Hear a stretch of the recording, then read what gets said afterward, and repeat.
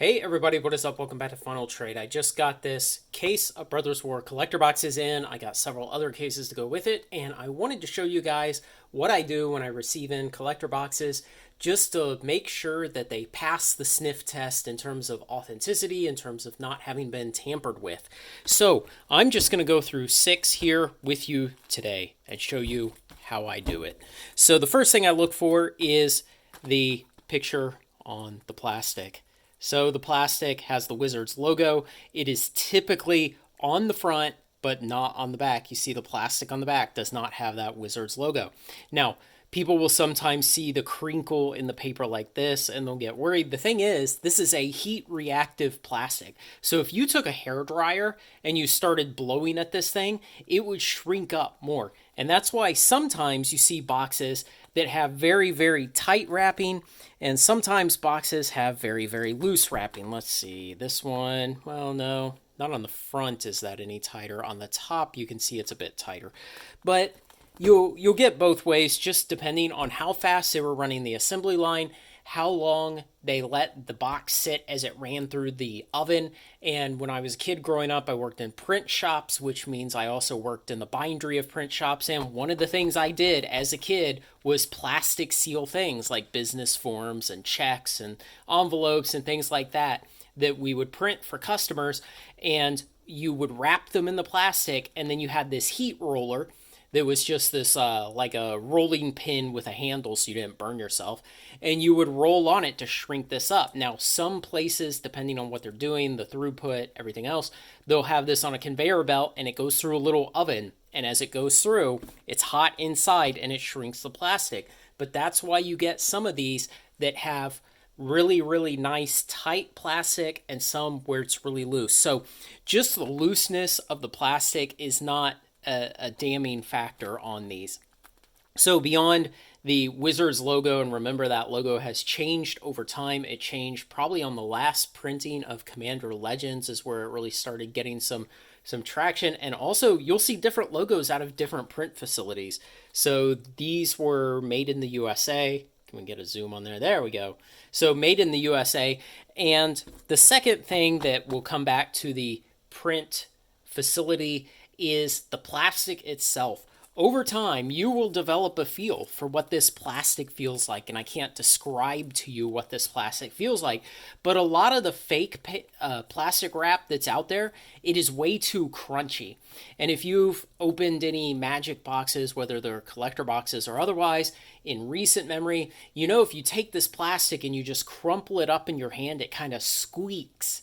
It squeaks, it doesn't crackle and crunch. And so that's the thing you're looking for. Now, if you go online and you find videos of people opening tampered product off of Amazon, that plastic on there is often just crunchy as heck when they open it. And so that's a big difference. Now, there is something to watch out for, and this comes back to the different print facilities. This is a Dominaria Remastered collector box. This was printed in Japan, and the plastic on this is different. Now, I've gone through every DMR collector box I own that were purchased at different times from different vendors, and they all have this kind of plastic. And you see, this is also an example of the other Wizards logo on the plastic, and again, not on the back. But you can see the plastic varies by production facility. And so just keep that in mind. There are a couple different feels to the plastic that can be okay to say that they're authentic. Now, the next thing I go through after I just kind of touch each one and make sure the plastic feels right, make sure it sounds right, make sure the Wizard logo is on each one, it's on the front, it's not on the back. So all of those things you can do very, very quickly. The next thing is I look at the seams on the side. And the way that you see a lot of people tampering with these and then closing them back up is they will use an X-Acto knife to slit down this seam on the side. They'll extract the box. They'll do whatever they're going to do inside. And then they'll come back. They'll put the box back in the plastic. And then they will glue both edges of this to the cardboard. Or they will sometimes manage to heat seal it back together here. So one thing I check is I just wiggle that plastic there to make sure it's not obviously loose, it's not obviously broken, and it's not obviously glued to the cardboard. So I do that on both sides. And again, this is something you can do in just a few seconds. You lay these out, you run down the seams, and you just make sure they all feel similarly sturdy. And this is the bottom side, you see, where they wrapped the plastic around the box before they sealed it and shrunk it with the heat. All right, so when it looks like the seams have not been tampered with, it looks like the plastic's correct, it feels correct. Next up, we're going to start weighing these. And you need to understand that the scale you use will have a certain resolution to it. And what that means is that even though it displays, let me move this down so we can see the numbers better. There we go. Even though it displays grams, the resolution of this particular shipping scale is 2 grams. So you will see that one's place on the grams will never come up odd. It will always be even because the resolution is 2 grams. That's the smallest increment you can weigh with this. Okay, so we're going to tear it out, and we're just going to start weighing. 392. And sometimes you can get a slight variation. If your resolution is high enough, you will start seeing differences between some of these boxes. Ideally, they should all be very, very close. And if you have one, let's say the resolution on this scale is 2 grams, like I said, if I had one come up at 390 or 394, it's probably okay. So I just quickly weigh them all, put the scale back off to the side, and that gives me a little more assurance that probably these aren't tampered with, because the people busting open these boxes, messing with the contents inside, and then resealing them and moving them on Amazon, they're not going through all the effort of making sure that they weigh the same at the end.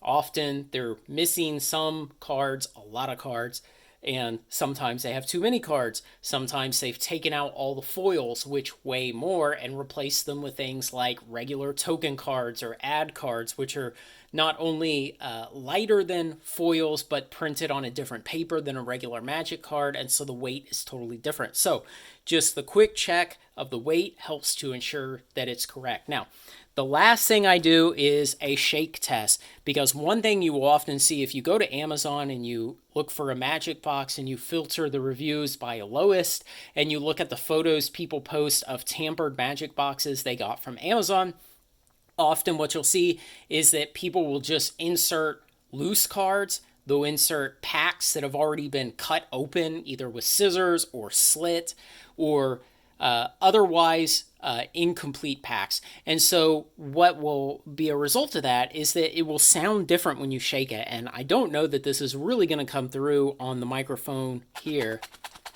but what you should hear is a large mass of booster packs. Okay, there's 12 booster packs in here and in 2 columns of 6, and they really shouldn't be able to move much relative to each other. So what you should feel and what you should hear is the masses of booster packs. Now, if you shake one and you suddenly hear a whole bunch of individual cards rattling around, then you know you have a problem. No, these all sound good. They all sound the same. So if you hear something different, you hear that kind of clunk, clunk, clunk of cardboard hitting a cardboard of the cards hitting against the cardboard of the inside of the box, then you might have a problem. So those are the tests I go through. You know, I can take a couple cases of these and I can run through in just a couple minutes.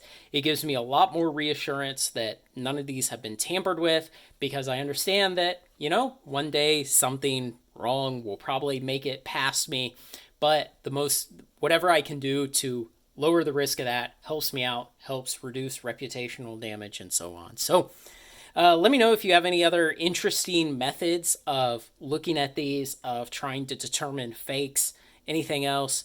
One other thing that people sometimes complain about is these little plastic boogers.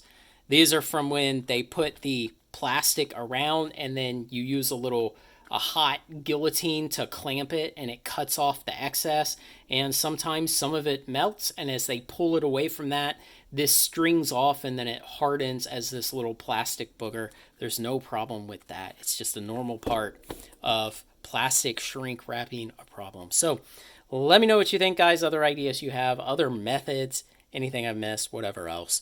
Thanks to everyone who makes this content possible, especially my very generous supporters on Patreon. Like, comment, share, and subscribe, and join me on Final Trade.